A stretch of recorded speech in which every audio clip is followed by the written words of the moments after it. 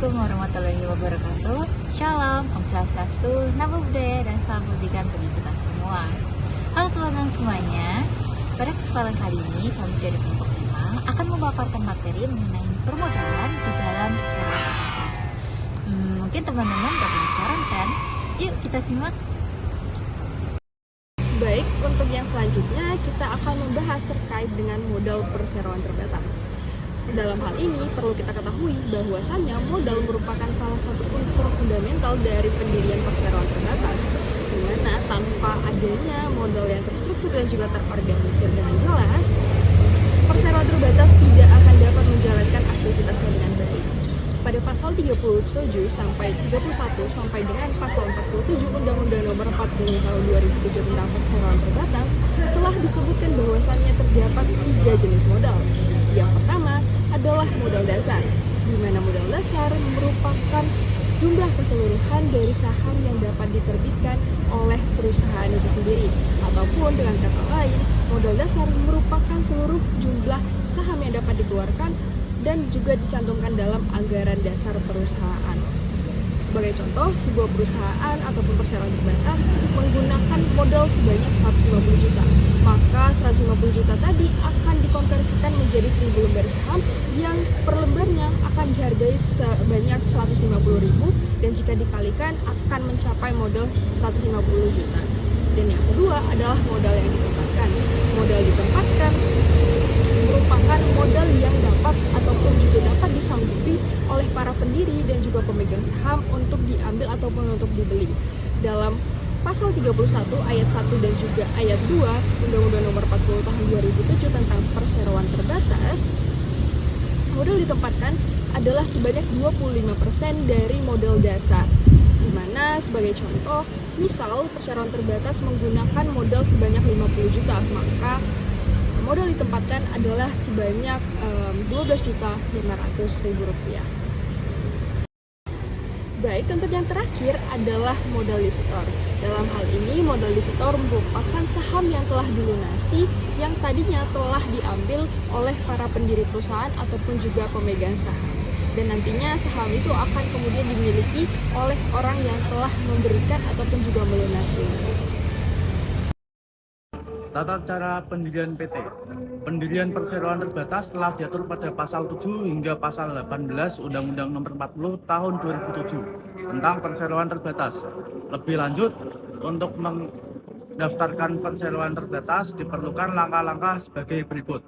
Yang pertama, yaitu pemohon. Pendiri bersama-sama atau direksi PT yang telah memperoleh status badan hukum PT, buber atau kurator PT, pilot yang telah memberikan kuasa kepada notaris, mengajukan permohonan pendaftaran pendirian kepada Menteri Hukum. Untuk yang kedua adalah membayar biaya permohonan pendaftaran badan hukum perseroan. Yang ketiga, mengisi format isian secara elektronik melalui sistem administrasi badan hukum atau biasa disingkat SABH, yaitu AHU Perseroan Terbatas, dengan melengkapi dokumen sebagai berikut.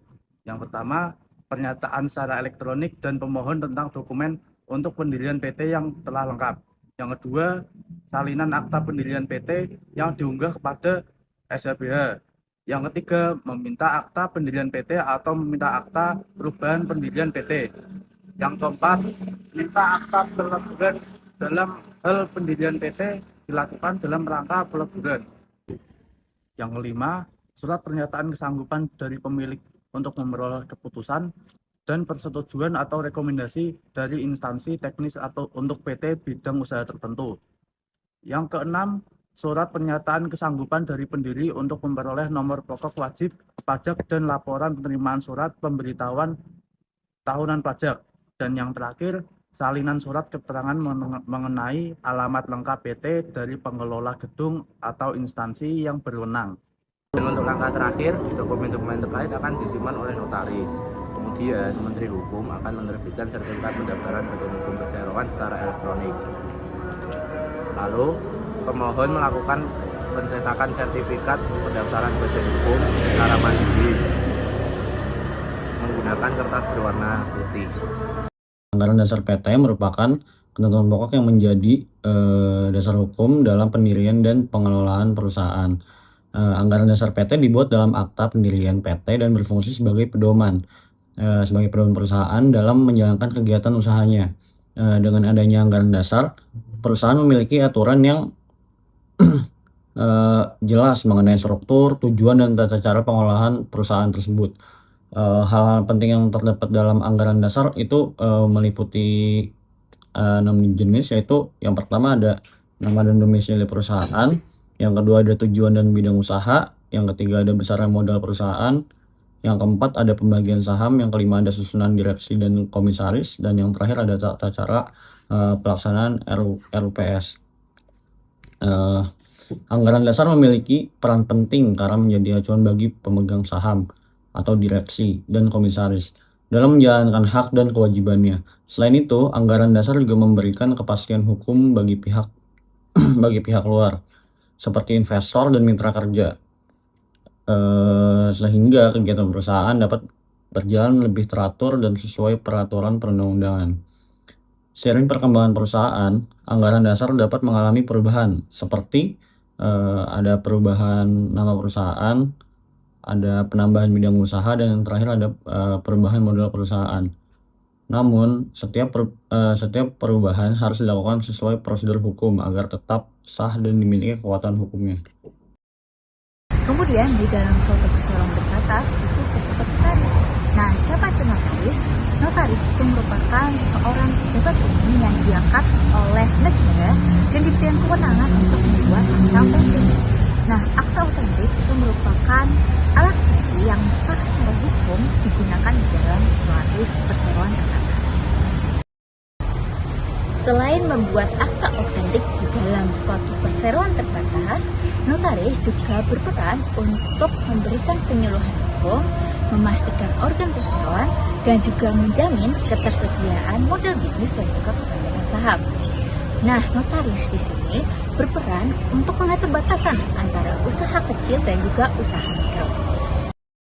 Oke, kita masuk ke dalam saham di perseroan terbatas.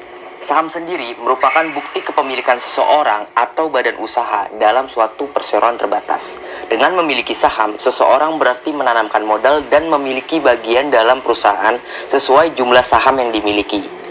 Persyaratan kepemilikan saham: yang pertama, diatur dalam anggaran dasar perseroan terbatas. Yang kedua, harus sesuai dengan ketentuan instansi berwenang. Yang ketiga, mengikuti peraturan perundang-undangan yang berlaku.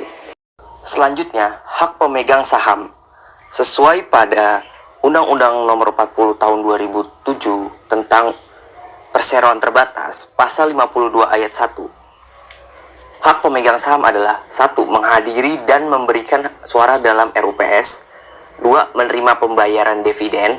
3. Menerima sisa kekayaan hasil likuidasi. Dan yang terakhir, menjalankan hak sesuai Undang-Undang Perseroan Terbatas.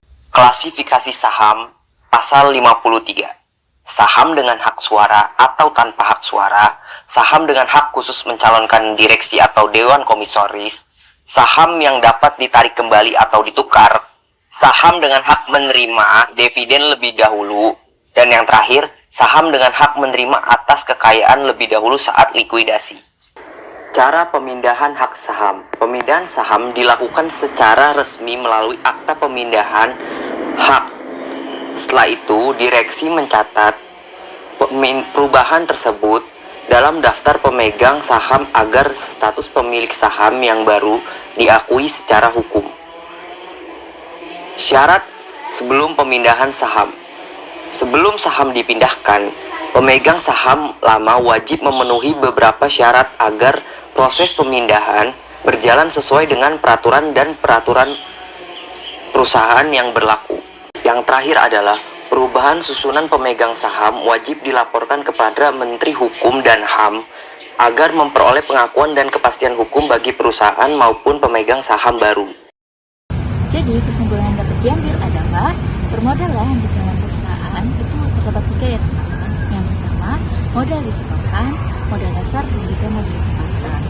Nah, ketiganya ini berguna sebagai sumber pembiayaan operasional dari perusahaan. Maka dari itu harus terdapat pengaturan dan juga pengelolaan yang baik. Sekian dari kami, terima kasih. Dan jangan lupa untuk like, subscribe. Dadah!